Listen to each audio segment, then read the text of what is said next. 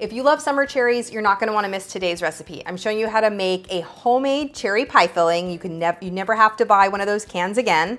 And then I'm gonna show you a few ways to use the cherry pie filling. You're not gonna wanna miss it.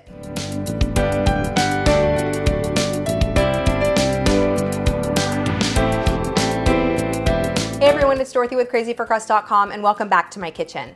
Today we're talking all about cherries, cherry pie filling that is. It's a super simple thing you can make at home. I don't love cans of cherry pie filling or any pie filling for that matter. They're fine, but I absolutely love homemade. It tastes way better. Plus, if you've gotten a whole bunch of cherries from an orchard, went to the grocery store and they were so pretty you couldn't help yourself, this is a great way to use up a whole bunch of them.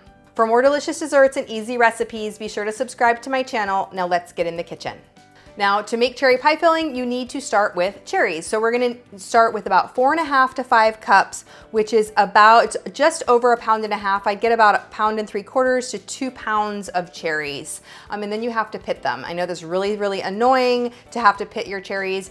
I highly recommend using a cherry pitter. I will link my favorite one down below. It's an OXO one. It's super simple. You can also use a straw. I have a post all about how to do that. I will link it up here. But do yourself a favor. If you are using fresh cherries to make a pie or pie filling or anything like that, and you need to take the pits out of more than a few of them, get yourself a cherry pitter. It will save you tons of time and frustrations. Now making a homemade pie filling, it's super simple. You just need a few ingredients. First thing we're gonna do is kind of start to cook the cherries and have them break down a little bit. So you're gonna add your pitted cherries to a saucepan along with 1/4 cup of water.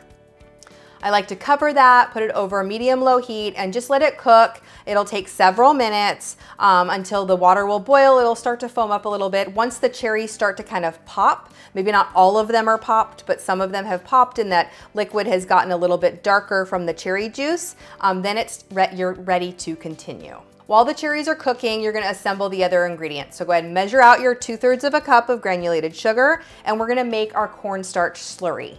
You need 1/4 cup of cornstarch and a few tablespoons of water, and it needs to be cold water. So go ahead and add the cornstarch to a small bowl, add a few tablespoons of cold water, and stir it together. It might take a little bit of time for that cornstarch to dissolve, but go ahead and do that and set it aside.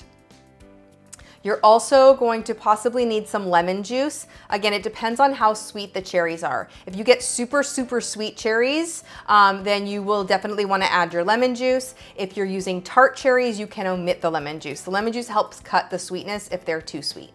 Once your cherries have kind of boiled and foamed up a little bit, then it is time to add the sugar. So go ahead and add the sugar, stir that together. Bonus about this recipe is you can use frozen cherries or fresh ones, so you can make this all year long, not just in the summer when they're fresh. If you are gonna use frozen cherries in this recipe, be sure to thaw them completely and drain them before using them to make the pie filling.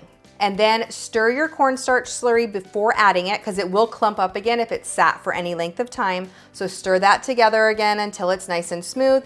Pour it in and then immediately start stirring your pie filling. It will thicken within just a minute or two and it'll get nice and thick. Once it starts to thicken, go ahead and remove it from the heat. If you're using that lemon juice, go ahead and add it along with the cornstarch. Once it's removed from the heat, I like to add it to a jar, let it cool to room temperature, cover it and pop it in the refrigerator, and it's ready for whenever you want it to make any sort of recipe.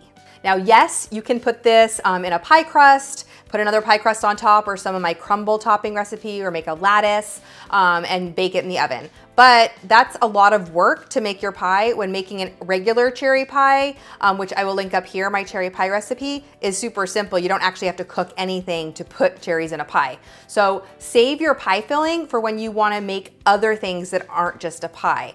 Things like cherry delight or cherry danishes, which is what I'm gonna show you how to do today. So for cherry delight, I've made it a few different ways. It has a graham cracker crust, a no-bake cheesecake filling, and then is topped with cherry pie filling. Super delish. Let's make that first. And then I'm gonna show you how to make one of my favorites. It's a simple cherry Danish or a cherry pie bite using biscuits and a simple glaze. Both of these are delicious and great ways to use up pie filling. The graham cracker crust is just my standard crust with 1.5 cups of graham cracker crumbs mixed with 7 tablespoons of melted butter and 1/4 cup of packed brown sugar, which I'm pressing into a 9x9 pan. Then the filling is 8 ounces of cream cheese that's at room temperature. I mix that a little bit to smooth it out and then add 1 cup of powdered sugar.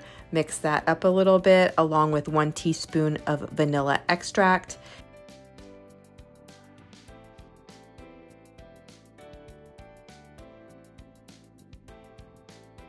Once that's all combined and smooth, add 8 ounces or 1 container of whipped topping, that's Cool Whip, and mix that until it's nice and smooth. Then you're going to layer it on top of the crust and top it with that homemade pie filling that we made. Chill this until you're ready to serve it.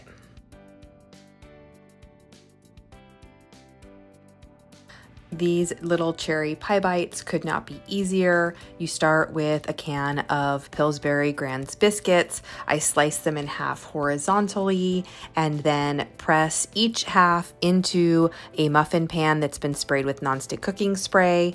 Once you have all of them in there, you're going to fill each one with some of that cherry pie filling, and then you just need to bake them. To make the drizzle, I use 1/2 cup of powdered sugar. I add some almond extract and a little heavy whipping cream. Whisk that together and drizzle it all over the pie bites. These are fantastic. And that's it. That's how easy it is to make cherry pie filling and to use it in recipes. Cherry delight, cherry Danish, cherry pie, cherry cobbler. So many different ways to use cherry pie filling. I want you to leave a comment and let me know what your favorite way to use it is, and keep watching for even more videos.